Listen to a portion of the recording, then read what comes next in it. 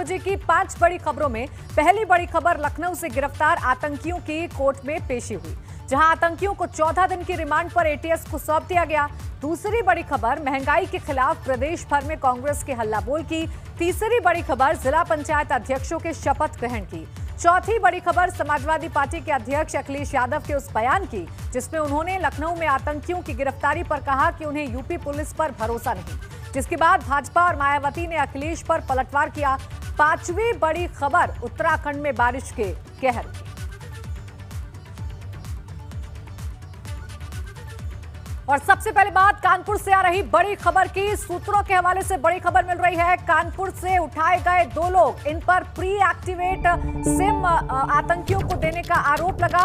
अब तक कुल 6 लोगों को यूपी एटीएस की 4 टीमों ने कानपुर से उठाया है। तो ये बड़ी खबर इस वक्त सूत्रों के हवाले से कानपुर से मिल रही है और 2 लोग उठाए गए हैं कानपुर से, ये जानकारी मिल रही है। 2 संदिग्ध लोग उठाए गए हैं और आरोप इन पर यह लगा है कि इन्होंने आतंकियों को प्री एक्टिवेट सिम दिए थे।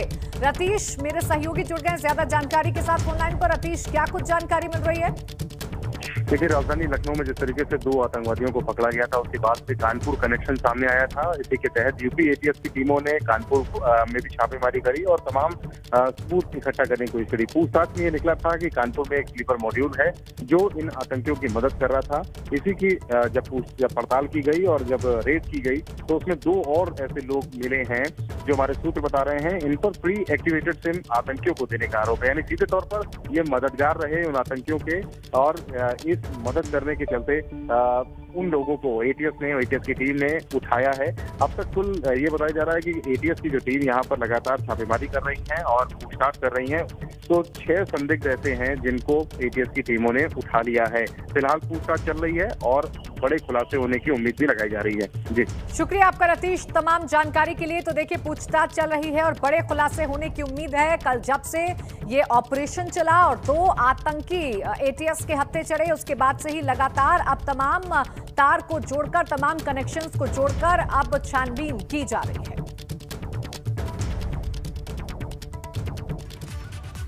और कल लखनऊ से गिरफ्तार 2 आतंकियों को आज एटीएस ने कोर्ट में पेश किया, जिसके बाद कोर्ट ने दोनों आतंकियों को 14 दिन की रिमांड पर एटीएस को सौंप दिया है।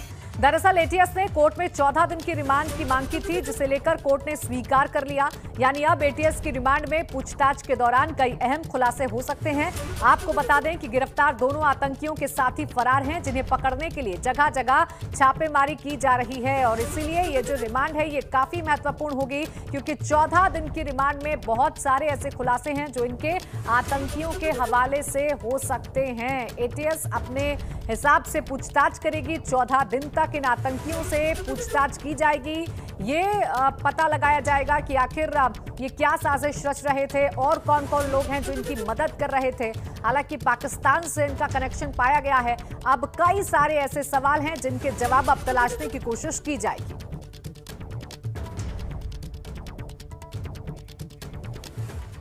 अलकायदा के भारतीय उपमहाद्वीप के सरगना बताए जाने वाले उमर अल मंडी उर्फ सैयद अख्तर के बारे में सूत्रों से पता चला कि ये संभल के नखासा थाना इलाके के दीपा सराय मोहल्ले का रहने वाला है। ये धार्मिक शिक्षा ग्रहण किए हुए है और रमजान के महीने में कुरान सुनाने का काम करता था। हम इस वक्त उत्तर प्रदेश के संभल में हैं और संभल जो है अलकायदा के आतंकवादियों के गढ़ के रूप में पहचाना जाने लगा है, क्योंकि वर्ष 2014 से लगातार संभल का दीपा सराय मोहल्ला आतंकवादियों का स्लीपिंग मॉड्यूल इलाका कहला रहा है। 2014 में सबसे पहले अलकायदा सरगना अल जवाहिरी ने जब ऐलान किया था कि भारतीय उपमहाद्वीप में अलकायदा के लिए सनाउल्लाह हक जो है वो काम कर रहे हैं, उसके बाद से भारतीय सुरक्षा एजेंसियां जो हैं सतर्क हो गई थी और 2015 में आसिफ और जफ़र मसूद नाम के 2 अलकायदा के आतंकवादियों को संभल के दीपा सराय से गिरफ़्तार किया था, जो फ़िलहाल दिल्ली की तिहाड़ जेल में बंद हैं। लेकिन कल जो लखनऊ में 2 आतंकवादी गिरफ़्तार हुए और उनसे पूछताछ में जो पता चला कि 2019 के बाद से भारतीय उपमहाद्वीप का अलकायदा का जो हेड है वो भी संभल के दीपा सराय मोहल्ले का रहने वाला है। इसका नाम है उमर अल मंडी उर्फ सैयद अख्तर। लेकिन आज हम दीपा सराय मोहल्ले में गए, इलाके के लोगों से बातचीत की, परिवार के लोगों से बात करने की कोशिश की, लेकिन कैमरे पर कोई भी व्यक्ति इस बारे में कोई बात करने को तैयार नहीं है। 1998 से आज तक मोहल्ले के लोग हों या परिवार के लोग हों, उनका कहना है कि इसका कुछ अता पता नहीं है। लेकिन जो उत्तर प्रदेश की ATS ने दावा किया है उसके मुताबिक ये अब भारतीय उपमहाद्वीप का अलकायदा का सरगना है और लखनऊ में जो दोनों आतंकवादी पकड़े गए हैं वो इसी के संपर्क में थे और इसके इशारों पर किसी बड़ी आतंकवादी घटना को भारत में अंजाम देने की तैयारी कर रहे थे। सनाउल्लाह था वो वर्ष 2019 में बताया जाता है कि अफ़गानिस्तान और पाकिस्तान के बॉर्डर पर मारा जा चुका है और उसके बाद से अलकायदा की जो कमांड है वो इस अलमंडी के हाथ में है, जिसका असली नाम सईद अख्तर है और ये दीपा सराय का रहने वाला है। वैदुर रहमान, ABP न्यूज़ नेटवर्क, संभल। लखनऊ में अलकायदा आतंकियों की गिरफ्तार के बाद यूपी के DGP मुकुल गोयल ने ABP गंगा से एक्सक्लूसिव बातचीत में कहा कि राजधानी से आतंकियों की गिरफ्तारी के बाद पुलिस पूरी तरह अलर्ट पर है। DGP मुकुल गोयल से एक्सक्लूसिव बातचीत की हमारे संवाददाता विवेक त्रिपाठी।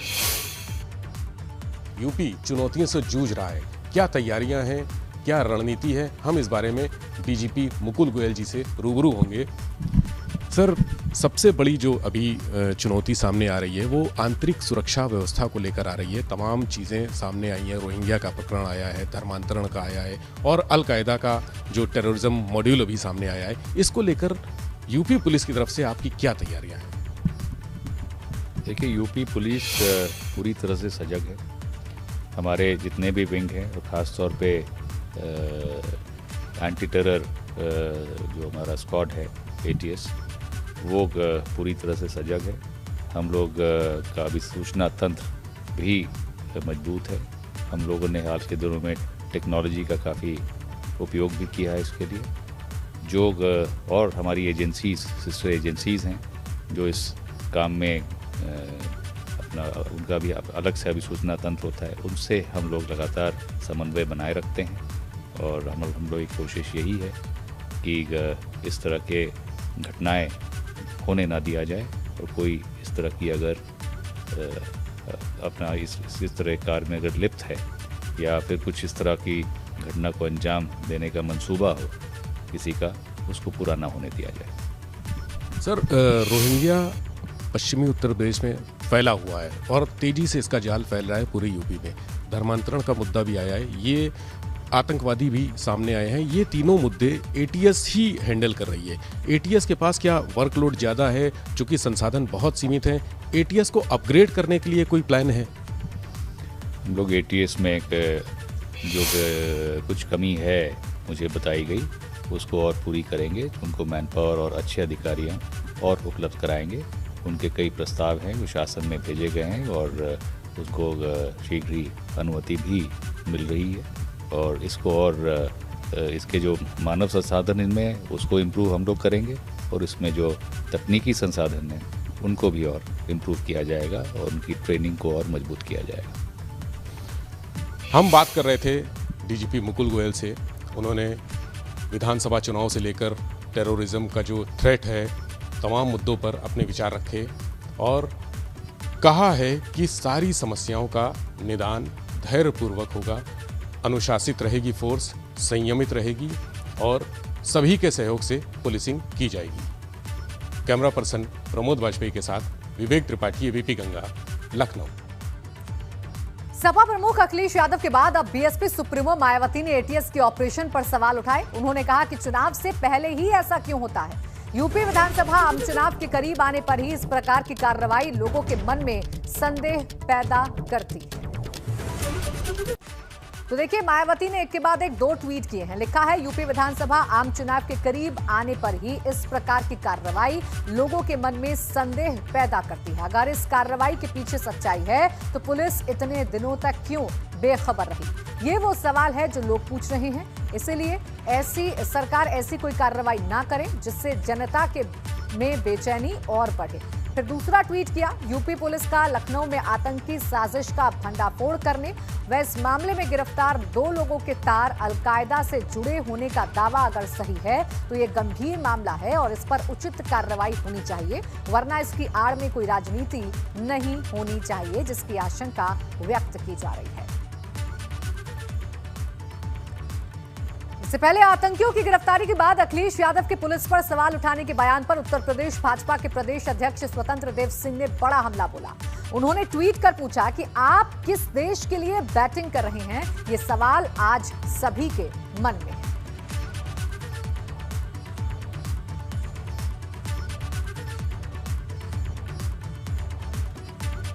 लखनऊ में 2 आतंकियों की गिरफ्तारी के बाद प्रदेश में कई शहरों में अलर्ट के साथ जगह जगह सुरक्षा व्यवस्था बढ़ा दी गई है।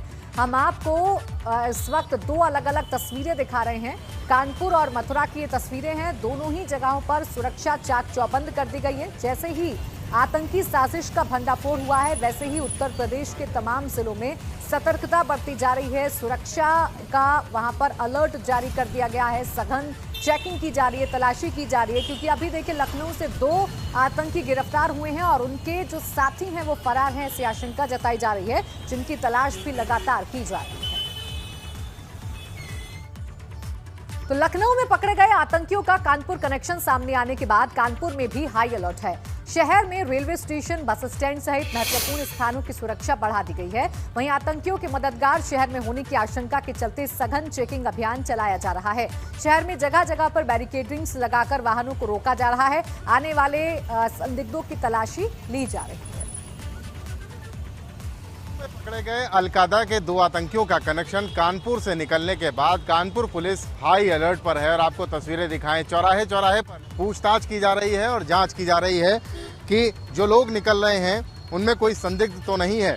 कानपुर पुलिस को आज हाई अलर्ट पर रखा गया है और लखनऊ में पकड़े गए आतंकियों का कानपुर कनेक्शन सामने आया था, जिसके बाद शहर में रेलवे स्टेशन, बस स्टैंड सहित महत्वपूर्ण स्थानों की सुरक्षा बढ़ाई गई है और आतंकियों के मददगार शहर में होने की आशंका के चलते सघन चेकिंग अभियान चलाया जा रहा है। शहर में जगह जगह बैरिकेडिंग्स लगा कर देखेंगे, आपको दिखाएं कि बैरिकेडिंग्स लगा करके पुलिस लगातार चेकिंग अभियान चला रही है और संदिग्ध लोगों की तलाशी भी ली जा रही है। बाकायदा गाड़ियों को रोक करके न सिर्फ उनके कागज देखे जा रहे हैं, बल्कि ये भी देखा जा रहा है कि उनके कौन अंदर बैठा हुआ है। शहर में अलकायदा के जो कनेक्शन मिले हैं, आतंकियों के जो आतंकी लखनऊ से पकड़े गए थे उनके जो कनेक्शन मिले हैं, उसके बाद कानपुर की पुलिस अलर्ट मोड पर है। और आपको फिर से दिखाएं, देखिए किस तरीके से लोगों को रोका जा रहा है और उनसे पूछताछ बाकायदा की जा रही है। देखा जा रहा है गाड़ी में कि कोई संदिग्ध तो नहीं है, क्योंकि ये माना जा रहा है कि यूपी एटीएस ने जो छापेमारी की है कानपुर शहर में, कुछ लोग भागने में सफल हुए हैं, लेकिन यूपी एटीएस की जो छापेमारी हुई है उनमें कुछ संदिग्धों को भी पकड़ा गया और उसके बाद से सघन चेकिंग अभियान पूरे कानपुर शहर में इसी तरीके से हर चौराहे पर चलाया जा रहा है। कानपुर से कैमरामैन पंकज निगम के साथ रतीश त्रिवेदी, एबीपी गंगा। वहीं मथुरा में भी प्रमुख मंदिरों की सुरक्षा बढ़ा दी गई है। यहां आने जाने वाले हर शख्स की तलाशी की जा रही है, चेकिंग की जा रही है और तो और संदिग्ध गतिविधियों पर खुफिया एजेंसी अलर्ट पर हैं।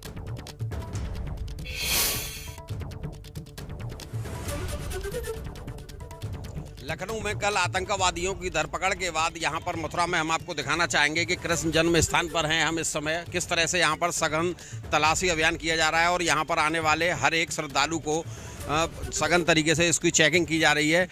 क्या सुरक्षा व्यवस्था के इंतजामात यहाँ पर किए गए हैं, इस सब की जानकारी देने के लिए हमारे साथ हैं एसपी सुरक्षा आनंद कुमार जी। हम उनसे जानेंगे कि यहाँ पर आतंकवादी की जो घटना जो वहाँ पर लखनऊ में पकड़े गए हैं, उसके बाद मथुरा में क्या सुरक्षा दृष्टि से यहाँ पर क्या क्या दिशा निर्देश दिए गए हैं, जी बताएं।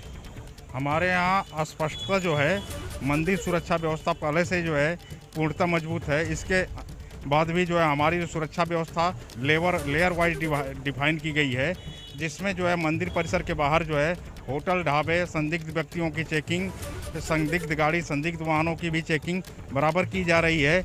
विशेष सतर्कता बरती जा रही है, कोई भी किसी प्रकार की अप्रिय घटना ना होने पाए, इसका जो पूर्णतः ध्यान रखा जा रहा है। सुरक्षा व्यवस्था में किसी प्रकार की त्रुटि और कमी नहीं है। ये थे हमारे साथ एसपी सुरक्षा आनंद कुमार जी। इनका साफ साफ कहना है कि जन्मभूमि के आसपास जो होटल, रेस्टोरेंट और ये इत्यादि दुकानें हैं, इनकी सघन तलाशी अभियान कल से ही चलाया गया है और यहाँ पर आने जाने वाले हर संदिग्ध पर कड़ी नज़र रखी जा रही है और सुरक्षा में, जन्मभूमि की सुरक्षा में कोई भी चूक ना हो, इसके लिए भी अधीनस्थ अधिकारियों को सख्त दिशा निर्देश दिए गए हैं। अनिल सारस्वत, एबीपी गंगा, मथुरा। कांग्रेस ने प्रदेश भर में हल्ला बोला है। हम आपको अलग अलग जगहों की तस्वीरें दिखाते हैं। वाराणसी में जहां महिला कांग्रेस के नेतृत्व में कांग्रेस ने पदयात्रा निकाली, तो लखनऊ में भी कांग्रेस ने पेट्रोल और डीजल की बढ़ती कीमतों के खिलाफ परिवर्तन चौराहे पर प्रदर्शन किया। इस दौरान उन्होंने तांगा रिक्शा चलाया। आगरा में भी कांग्रेस सड़कों पर उतरी और प्रदर्शन किया। इस दौरान पुलिस और कांग्रेस कार्यकर्ताओं में धक्का मुक्की भी हुई। अमरोहा में कांग्रेस कार्यकर्ताओं ने पेट्रोल, डीजल और रसोई गैस के दाम को लेकर विरोध प्रदर्शन किया। मथुरा में कांग्रेस नेता बैलगाड़ी और घोड़ा बुग्गी से कलेक्ट्रेट पहुंचे। दरअसल प्रदेश भर में आज कांग्रेस ने महंगाई के खिलाफ विरोध प्रदर्शन किया। कांग्रेस ने परिवर्तन चौराहे पर पेट्रोल और डीजल की बढ़ती कीमतों के खिलाफ तांगा रिक्शा चलाकर प्रदर्शन किया। इस दौरान पुलिस और कांग्रेस कार्यकर्ताओं में झड़प भी हुई।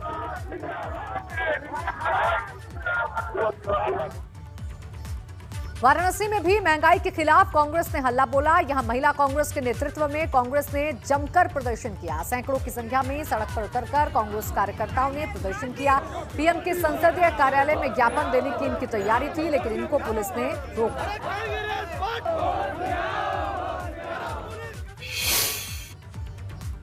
अमरोहा में कांग्रेस कार्यकर्ताओं ने बढ़ते पेट्रोल, डीजल और रसोई गैस के दाम को लेकर महंगाई के खिलाफ विरोध प्रदर्शन किया। कांग्रेस कार्यकर्ताओं ने बैलगाड़ी पर बाइक सवार कर पैदल कलेक्ट्रेट पहुंचे और महामहिम राष्ट्रपति के नाम ज्ञापन सौंपा। अमरोहा कलेक्ट्रेट भवन पहुंचे सैकड़ों कांग्रेस कार्यकर्ताओं ने थाली ताली बजाकर विरोध प्रदर्शन किया।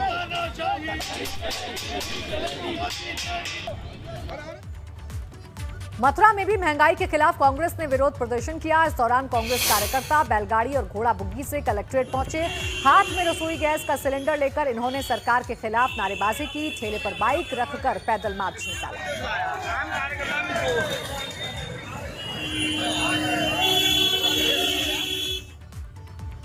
आगरा में भी महंगाई के खिलाफ कांग्रेस ने सड़कों पर उतरकर प्रदर्शन किया। इस दौरान पुलिस और कांग्रेस कार्यकर्ताओं के बीच धक्का मुक्की हुई। दरअसल जिला मुख्यालय जाने से पहले ही पुलिस ने कांग्रेस कार्यकर्ताओं को रोक दिया।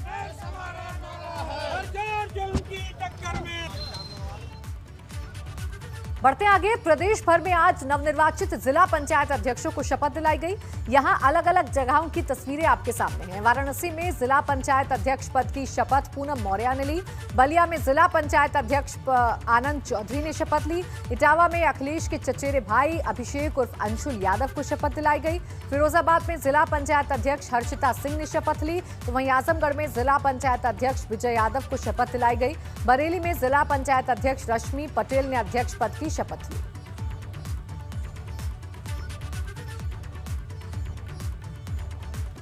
तो फिरोजाबाद में जिला पंचायत अध्यक्ष हर्षिता सिंह ने आज शपथ ली। जिला अधिकारी चंद्र विजय सिंह ने उन्हें जिला पंचायत अध्यक्ष पद की शपथ दिलाई। सभी जिला पंचायत सदस्य ने इस दौरान शपथ ली। शपथ कार्यक्रम में सांसद अनिल जैन, कैबिनेट मंत्री राजेंद्र प्रसाद समेत बीजेपी के कई आला अधिकारी मौजूद थे।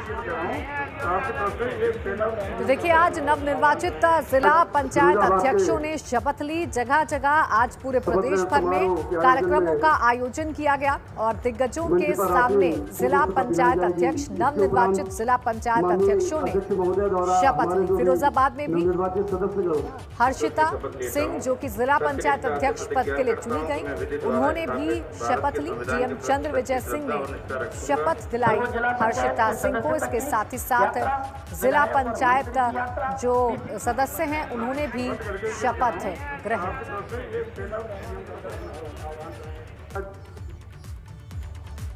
अमेठी में भी जिला पंचायत अध्यक्ष पद और सदस्यों का शपथ ग्रहण हुआ। इस दौरान राजेश अग्रहरी ने जिला पंचायत अध्यक्ष पद पर शपथ ली।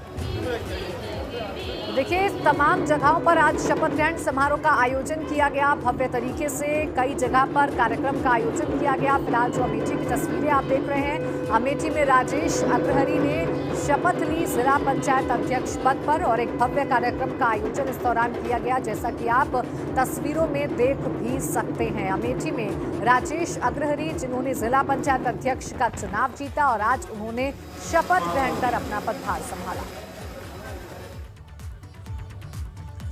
पहाड़ों पर बारिश के कारण मैदानी इलाकों में नदियां उफान पर हैं। सहारनपुर में एक बरसाती नदी के बाढ़ के बीच श्रद्धालुओं से भरी ट्रैक्टर ट्रॉली बीच नदी में फंस गई।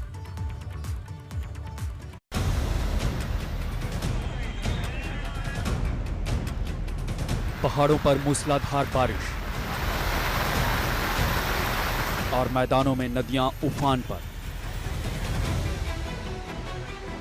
ये पानी का प्रहार है, इसके सामने किसी की कुछ नहीं चलती। इन तस्वीरों को जरा गौर से देख लीजिए। नदी में पानी की तेज धार और उसकी तेज आवाज सुनकर किसी का भी कलेजा कांप जाए।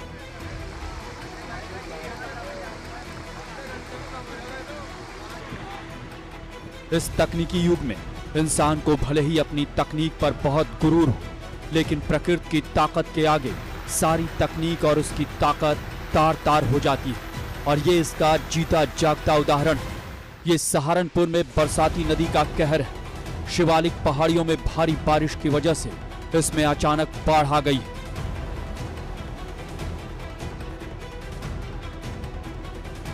जिसमें श्रद्धालुओं से भरी एक ट्रैक्टर ट्रॉली नदी के बीच में ही फंस गई। दरअसल ये श्रद्धालु शाकुंभरी देवी का दर्शन करने जा रहे थे, जहां बरसाती नदी को पार करके ही जाना पड़ता है। लेकिन अचानक नदी में पानी बढ़ने की वजह से इनका ट्रैक्टर बीच में ही फंस गया और लाख कोशिशों के बाद भी वो वहां से टस से मस नहीं हो पा रहा था। इस बीच वहां काफी संख्या में लोग जमा हो गए। फिर किसी तरह लोगों को वहां से सुरक्षित निकाला गया। बहरहाल मौसम मानसून का है, नदियों में अचानक बाढ़ का खतरा बना ही रहता है। ऐसे में हम सभी की अपील है कि हमें इन दिनों खतरों से खेलने से बचना चाहिए। Bureau report, ABP Ganga.